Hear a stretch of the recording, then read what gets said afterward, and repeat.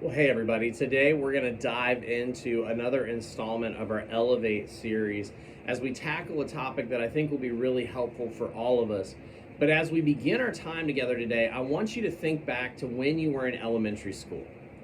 And maybe for some of you, when you were in elementary school, you had a really difficult time convincing your parent or your guardian that you were sick enough to stay home from school.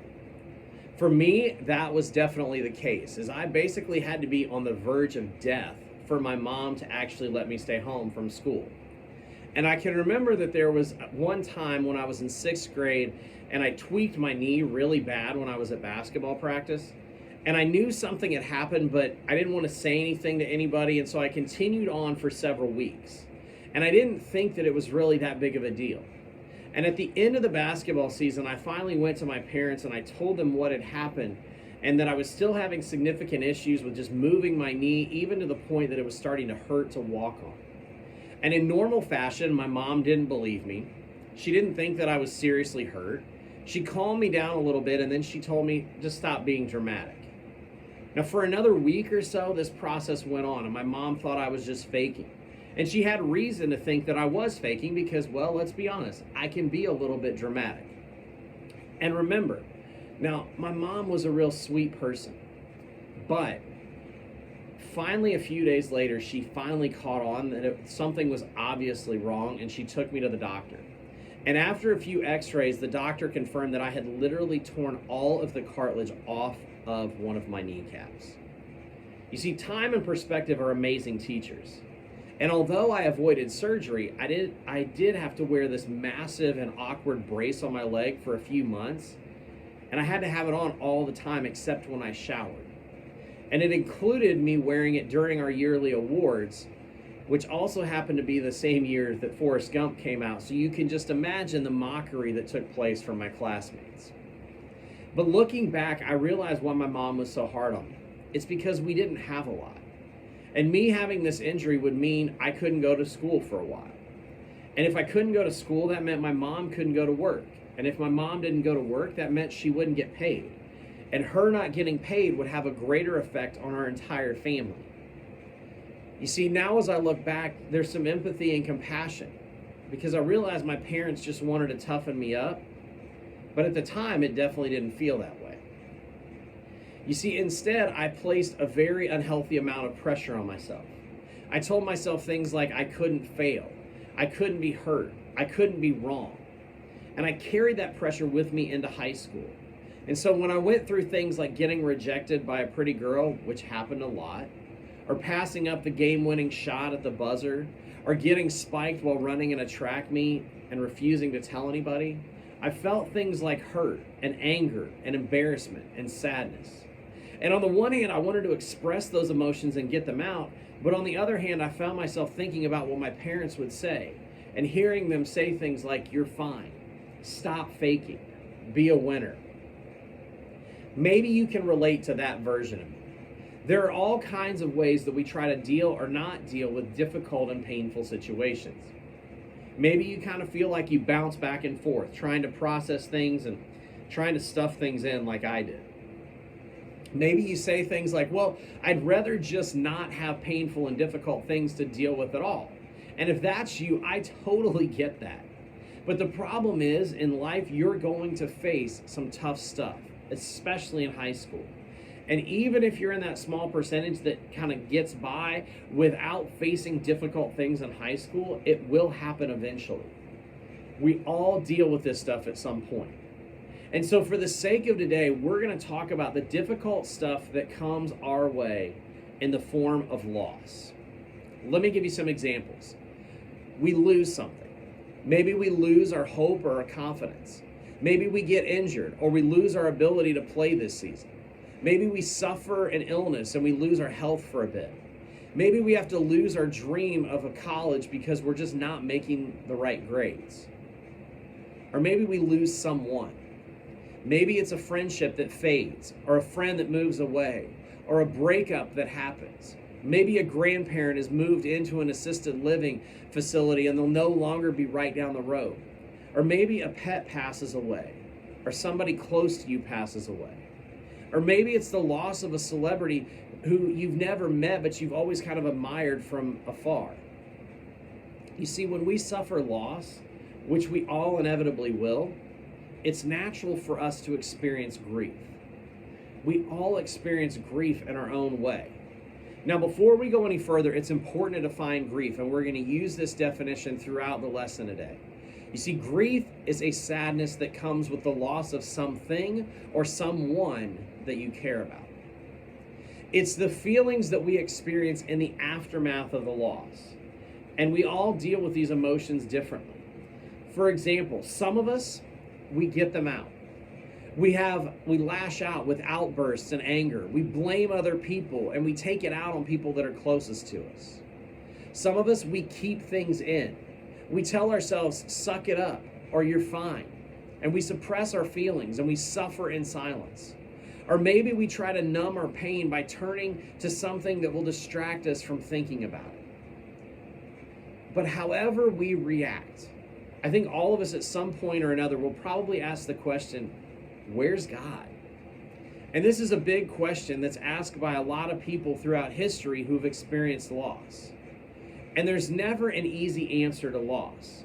There's never a nice bow that you can put on it. And it's hardly ever possible to really understand when something happens. And that can be very frustrating. And I think that's why people want to be able to explain it. When they say things like, well, there's no way that God could exist if all this bad stuff happens. Or God's the one who caused it in order to get our attention. Or just trust God. That's all you need to do or know. Now, as simple as those answers are, they don't seem real satisfying, do they?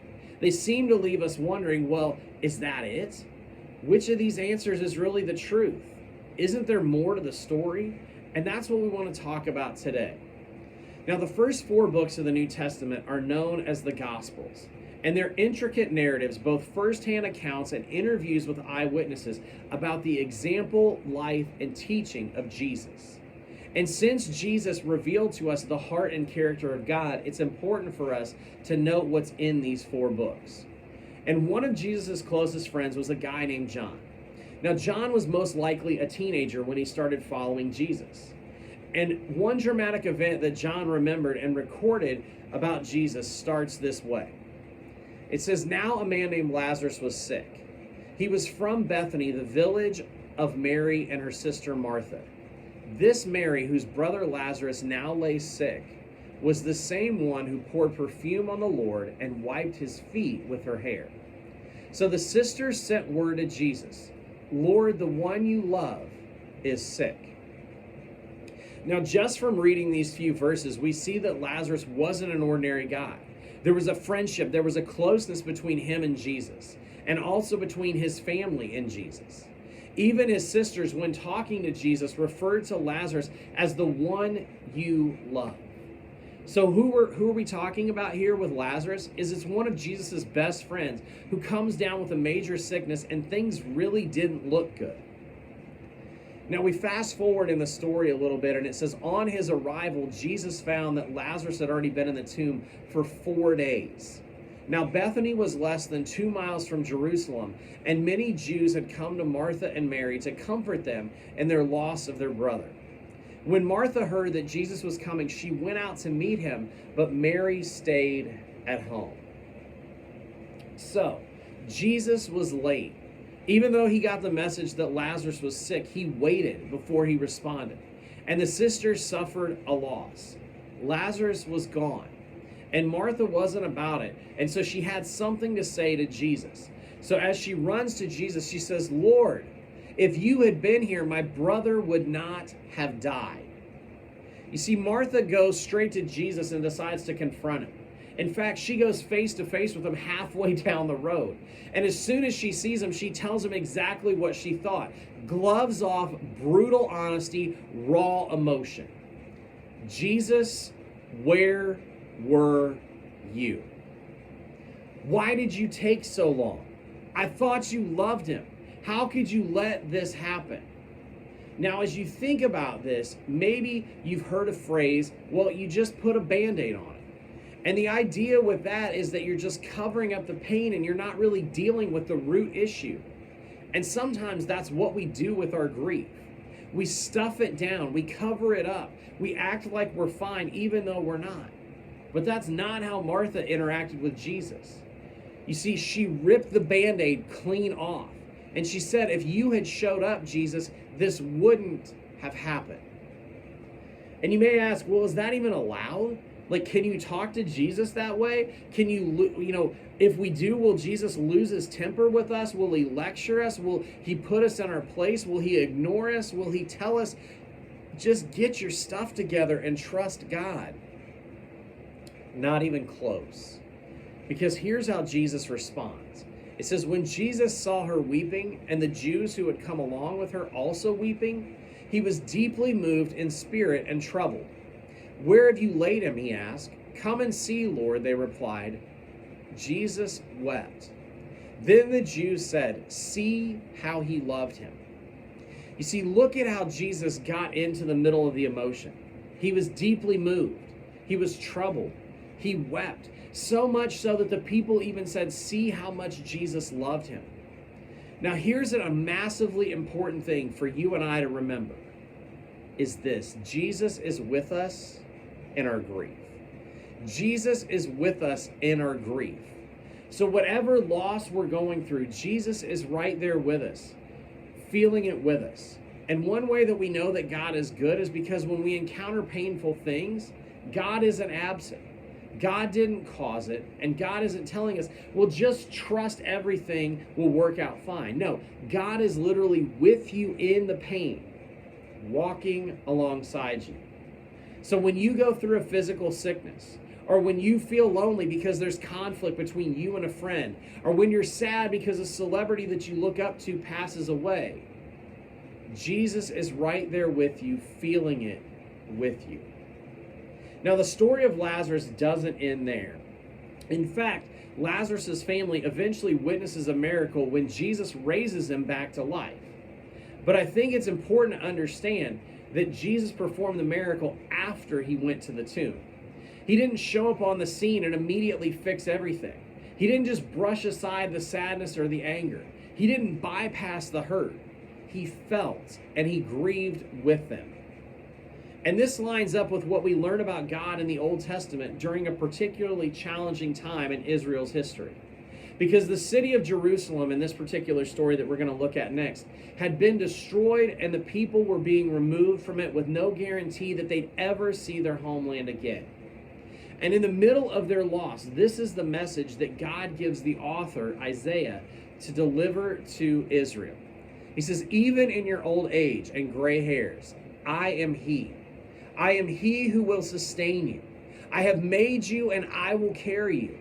I will sustain you and I will rescue you. With whom will you compare me or count me equal? Now, I love that passage because it's an incredible way to think about God and our grief. And it's another way to learn about God's goodness. You could say it this way, that God promises to sustain us, which means that God will help us carry the grief that we're holding. You see, God doesn't say there's going to be a bow on the end of your pain, that you'll be able to understand why you went through it. But God does say and does show you he'll be right there by your side. God doesn't abandon us or leave us alone in our grief. Even as we grow older, God will sustain us. He loves us. He feels what we feel, and he'll stay right there with us forever. Now, as I was working on this, I had another thought about this particular passage with Jesus and Mary and Martha and Lazarus. Is even though Jesus raised Lazarus from the dead then, eventually he would die again. And I wonder how differently his sisters grieved the second time that he died than they did the first. All because they had an experience of Jesus with them in their grief. So in light of all this, there are a couple things that I'd like for you to understand. And these aren't things for you to do so much as they are for you things to know about and to kind of wrap your head around and start to understand. The first is this, is accept the fact that loss is going to happen. Accept the fact that loss is going to happen. In John 16, Jesus literally said, in this world, you will have trouble. You see, Jesus acknowledged the reality that we live in a fallen, broken, and sinful world. And so we will experience loss. We're not perfect robots programmed to only experience joy and never encounter pain. And it's important for us to understand that we will have trouble. And if pain equates us to thinking that God isn't good, then God will never be good to us. Why? Because difficult things always happen.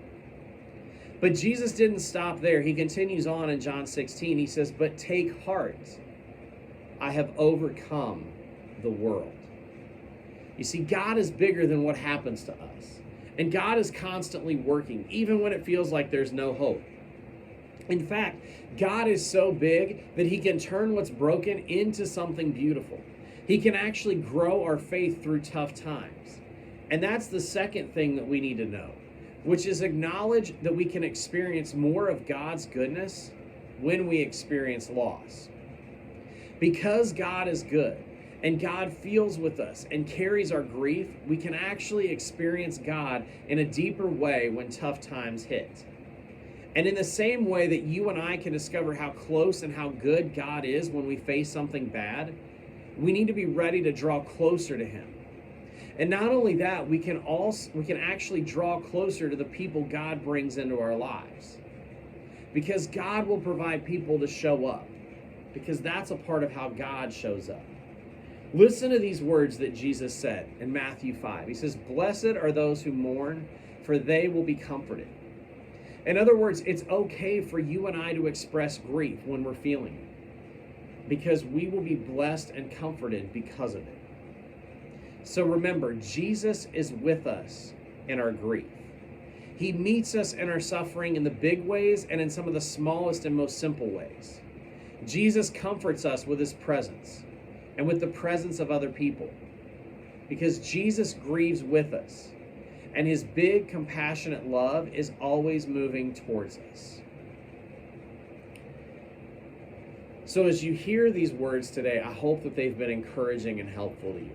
As we talk about this idea of dealing with grief, we know that it can be a lot. That there are times that different emotions creep in, and it can be challenging to figure out how to navigate it and how to deal with it.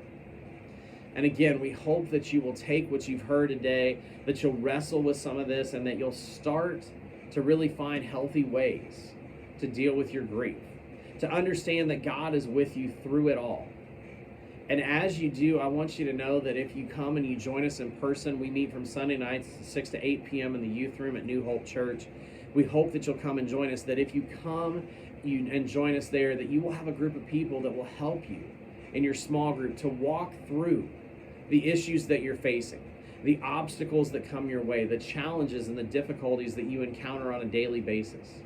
That's why we talk about this so much, is because it's so important to have those people who love you, who care about you, and who desire to be with you. So again, we hope that this has been helpful to you. Please feel free to reach out in the comments if you have any questions. Have a great and wonderful rest of your day and an amazing week.